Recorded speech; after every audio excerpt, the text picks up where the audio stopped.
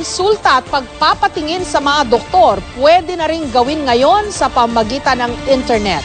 Nakalaan daw ang proyektong ito sa mga nakatira sa malalayong mga lugar. Live mula sa Quezon City, si Bam Alegre, may paandar.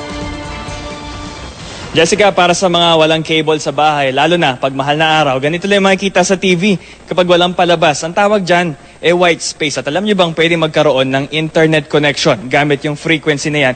Kaya yan yung teknolohiyang gagamitin ng DOH at DOST para marating yung mga pasyente mula sa malalayong mga probinsya. Narito ang paandar. Yaman na rin mahilig mag-like, mag-share at makibalita sa internet ang maraming Pilipino. Pakay ng proyektong e-health ng pamahalaan na pakinabangan ng World Wide Web para sa kalusugan. Sa tulong ng gadget na RX Box at ang teknolohiyang telemedicine, pwede na magpatingin online sa mga espesyalista ang mga nakatira sa malalayong probinsya. Lalo't ayon sa National Telehealth Center ng UP Manila, 60% ng mga Pilipino ang hindi nakakapagpatingin sa doktor sa buong buhay nila. Hindi na kailangan ng pasyente kung hindi mag-travel, 'di ba, for unnecessary parang consultations when in fact parang yung doktor na nasa harapan ng pasyente can actually ask already some information. Nakapagpadala na ng 20 RX box sa iba't ibang probinsya, kabilang ang mga lugar na tinamaan ng bagyong Yolanda at Lindol sa Bohol. Ngayong taon, magpapadala pa ng karagdagang 100 unit sa mga munisipyong mahirap marating. 30 million pesos ang budget para sa RX box. Cost efficient daw kung tutuusin. Ang katumbas daw kasi nito, 20 pesos kada pasyente. Busisiin pa nating mabuti itong RX box. May nakakabit itong 4 na sensor. Ang isa rito ay panguha ng blood pressure reading at meron din tagatala ng pulse oxygen. Para naman sa mga buntis na babae, meron ditong panukat ng tibok ng puso ng sanggol habang nasa sinapupunan at panukat ng hilab. Para maging online ang RX box sa mga malalayong baryo at sitio, tinatrabaho naman ng DOST ang TV White Space Technology o Super Wi-Fi. Sa halip na Wi-Fi, gagamitin ng frequency sa pagitan ng mga TV station para magkaroon ng internet connection. Sa inyong TV, ito ang mga channel na walang laman. Bawat datos din na malilikom sa mga pasyente, iipunin ng DOH sa isang electronic medical file para mas madaling ma-access ng mga doktor at ospital ang impormasyon ng bawat pasyente. Ang mas exciting pa na pag-isipan dito yung PhilHealth. So hindi na kailangan magpalista masyado ng katakot-takot na datos na naman sa PhilHealth. Nandun na yung ibang kailangan din ng PhilHealth.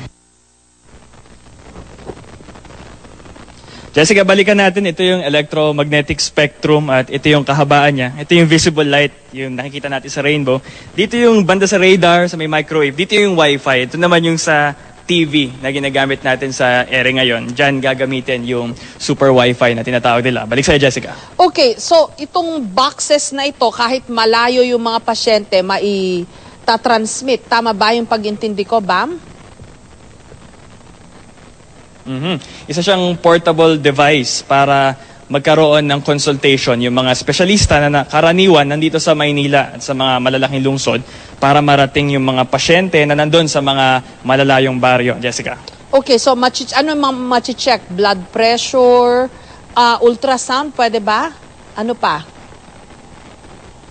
Meron sila doon sa ating stand-upper, pinakita natin, masusukat yung heartbeat nung sanggol mula sa tiyan at pati yung contraction dito sa tiyan, yung hilab na tinatawag. Meron silang parang joystick na sasabihin nila kung ano yung nararamdaman nila, kung nakaramdam sila ng malakas na hilab, tapos doon makukuha lahat ng data na yan, magiging digital file para mas madaling ma-access ng mga doktor at maging ng ospital. Jessica. Okay, at sino-sino daw ang pwedeng mabigyan itong RX box na ito? Sa ngayon, nagkaroon sila ng initial deployment last year, 20 municipalities. Talagang pinili nila yung malalayo. Meron sa Sabtang sa Sabtang Batanes, meron din sa Bukidnon at doon sa mga lugar na nasa lantan ng Lindol, sa Bohol at maging sa Yolanda. Ay inuuna nila yung mga malalayo, hard to reach na mga municipalities na talagang may hirap, 4th to 5th class municipalities para naman magkaroon ng parity yung kanilang access sa medical services. Jessica. Okay, and so far, okay naman ang feedback. Effective naman itong mga RX box na ito at accurate. Pinaka-importante yon, Bam. Ang reading dun sa mga medical data na kailangan.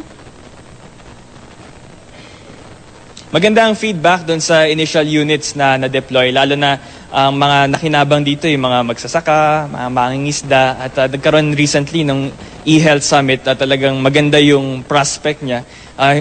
Lilinawin na natin na hindi siya available commercially, nasa production phase pa siya, pero talagang priority na mabigyan yung mga lugar na talagang nangangailangan, Jessica. Okay, magandang balita yan. Maraming salamat, Bam Alegre, sa iyong paandar.